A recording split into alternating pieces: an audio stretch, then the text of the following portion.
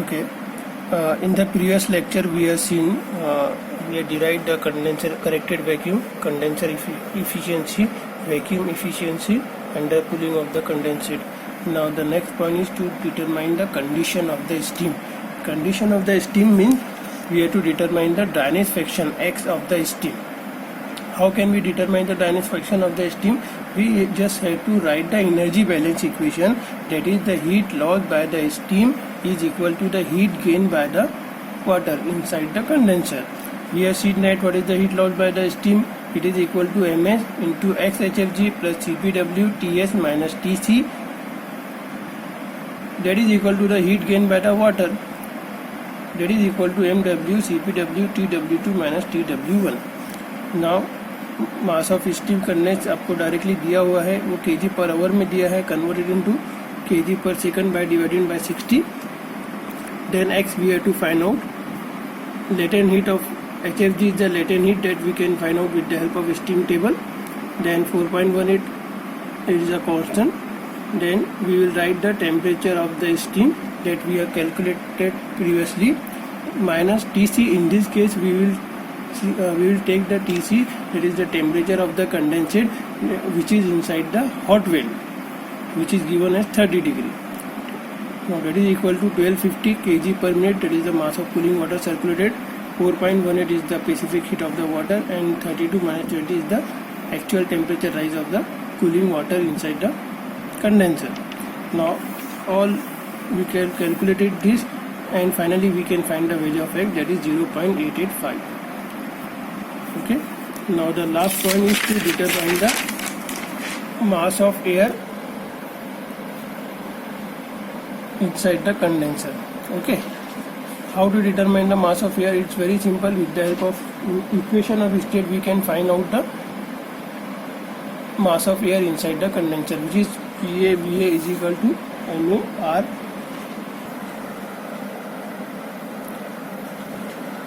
Okay. Now from this we can find out PA V upon R. R is a constant that we know to 287 joule per kg Kelvin. Temperature of the air will be same as the temperature of the condensate, which is 36.2 degrees centigrade. We have to convert it into Kelvin, so plus 273, it come out to be 309. VA will be equal to Vs.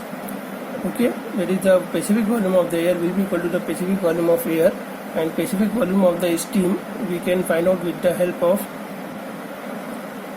condenser temperature, which is 36.2 degrees centigrade. So from the steam table number 1, we will find a specific volume of the steam, which is 23.74 at 36.2 degrees centigrade.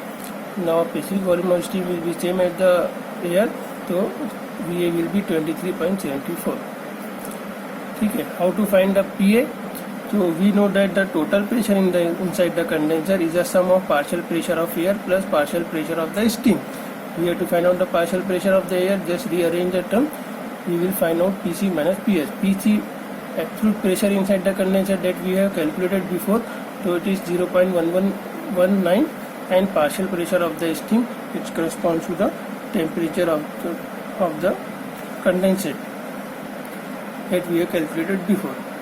Just rearrange the term, we can find out the PA. Just put the value of PA, R, T and V in the expression MA is equal to PA V upon RT in this expression, and you can finally find out the mass of air which is inside the condenser. This mass of air which is inside the condenser, it is due to the some leakage inside the condenser. In this way we have calculated the 6 parameter in this problem.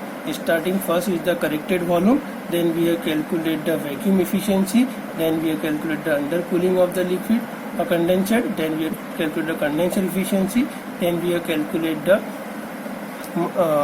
condition of the steam, and finally we have calculated the mass of air inside the condenser.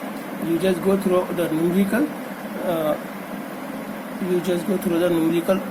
and try to solve more and more numerical. Okay, thank you.